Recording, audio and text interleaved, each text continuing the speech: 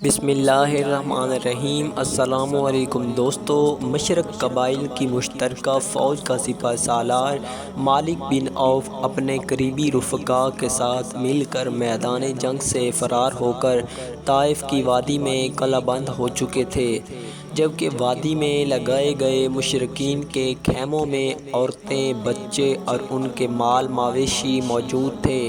اللہ تعالیٰ عز و جل کے رسول اکرم صلی اللہ علیہ وآلہ وسلم کا حکم تھا کہ ان کو کوئی اذیت نہ دی جائے، ان کو کوئی تکلیف نہ پہنچائے، جبکہ مالک بن عوف مسلمانوں کے حسن سلوک سے واقف تھا۔ بنو حوازن اور بنو ثقیف کی ان عورتوں میں ایک بوڑھی خاتون بھی شامل تھی۔ جب فوجیوں کا دستہ انہیں گرفتار کرنے کے لیے گیا تو اس بوڑھی عورت نے، اس بوڑھی خاتون نے کی بات سن کر حیران رہ گئے۔ بوڑھی خاتون نے 2 مرتبہ یا 3 مرتبہ اس بات کو دہرایا کہ میں تمہارے سپہ سالار اور اللہ تعالیٰ عز و جل کے نبی حضرت محمد صلی اللہ علیہ وآلہ وسلم کی بہن ہوں۔ سب ہکا بکا رہ گئے، حیران ہو گئے، یہ کیا واقعہ ہے؟ پھر دستے کے کمانڈر نے بڑی بی کو ان حضرت محمد صلی اللہ علیہ وآلہ وسلم کے سامنے پیش کرنے کا فیصلہ کیا۔ پھر ایک صحابی رسول صلی اللہ علیہ وآلہ وسلم کی خدمت میں حاضر ہوا اور عرض کی، یا رسول اللہ، جنگی قیدیوں میں ایک بوڑھی خاتون آپ کو اپنا بھائی کہہ رہی ہے، جبکہ حضور علیہ الصلوۃ والسلام کا تو کوئی بہن اور نہ ہی کوئی بھائی ہے۔ اللہ کے رسول حضرت محمد مصطفیٰ صلی اللہ علیہ وآلہ وسلم نے کہا کہ اس خاتون کو اندر بلایا جائے۔ جب وہ خاتون اندر داخل ہوئی تو وہ آپ کو غور سے دیکھنے لگی اور بولی، اے اللہ کے رسول، میں آپ کی بہن شیمہ بنت حارث ہوں۔ پھر نبی کریم صلی اللہ علیہ وآلہ وسلم نے فرمایا، بنو سعد قبیلے میں میری ایک بہن تھی۔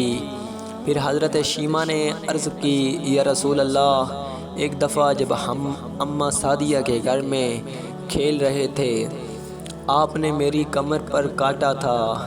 یہ الفاظ کہتے ہی حضور پاک کو اماں حلیمہ سعدیہ کے گھر گزارے ہوئے وہ سارے لمحے یاد آ گئے۔ سبحان اللہ، وہ کیا حسین منظر ہوگا نبی پاک کا۔ یہ آپ کی وہی رضائی بہن تھی جو آپ علیہ الصلوۃ والسلام کے ساتھ کھیلا کرتی تھی۔ مکہ مکرمہ کے اطراف ایک وادی طائف تھی اور اس کی گرد و نواح میں 2 قبیلے آباد تھے جن کے نام بنو حوازن اور بنو ثقیف تھے۔ جنگوں میں وہ لوگ بہت بہادر تھے اور پورے عرب میں فصاحت و بلاغت میں مشہور تھے۔ عرب میں یہ رواج تھا کہ وہ اپنے بچوں کو ان کے قبیلے کے حوالے کر دیتے تھے۔ رسول اللہ صلی اللہ علیہ وآلہ وسلم نے فرمایا کہ میں تم سب سے افضل ہوں، کیونکہ میری تربیت ان علاقوں میں ہوئی ہے جو فصاحت و بلاغت میں مشہور ہے۔ آپ علیہ السلام نے اپنی رضاعت کے 5 سال کے بعد اماں سعدیہ کے گھر پرورش پائی، جہاں آپ کے 4 بہن بھائی تھے جن کے نام عبداللہ، انیہ، عزیکہ اور حذیفہ تھے۔ اماں حلیمہ سعدیہ کے صاحبزادے عبداللہ نبی کریم خاتم الانبیاء والمرسلین صلی اللہ علیہ وآلہ وصحبہ وبارک وسلم سے چند برس بڑے تھے۔ آپ صلی اللہ علیہ وآلہ وسلم کے اپنے تو کوئی بہن بھائی نہ تھے، حضرت حلیمہ سعدیہ کے بچے ہی آپ کے رضائی بہن بھائی تھے۔ حضرت شیمہ رضی اللہ تعالی عنہا کو نبی کریم صلی اللہ علیہ وآلہ وسلم سے بہت محبت و عقیدت تھی۔ آپ نبی کریم خاتم الانبیاء والمرسلین صلی اللہ علیہ وآلہ وصحبہ وسلم کو لوریاں دیتی تھیں اور ان لوریوں کا یہ ترجمہ تھا کہ یا اللہ، تو محمد صلی اللہ علیہ وآلہ وسلم کو سلامت رکھنا اور میں ان کو جوان ہوتے ہوئے دیکھوں اور مسکراؤں۔ اے اللہ، تو ان کے دشمنوں کو تباہ و برباد کر دے، ان سے حسد کرنے والوں کو جلا کر راکھ کر دے۔